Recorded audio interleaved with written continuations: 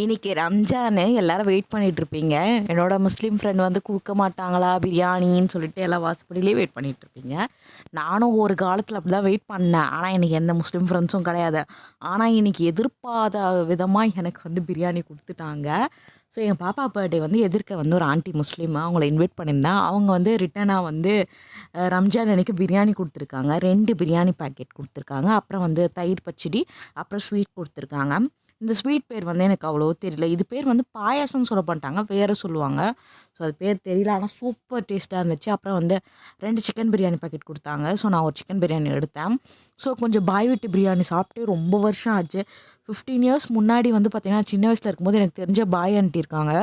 அவங்க வீட்டில் வந்து ரம்ஜானுக்குனா காலையில் வந்து இடியாப்பம் ஆட்டுக்கால் பாயா கொடுத்துருவாங்க. மதியானத்துக்கு வந்து 2 ஹாட் பாக்ஸ் ஃபுல்லாக வந்து நிரப்ப வந்து பிரியாணி கொடுப்பாங்க.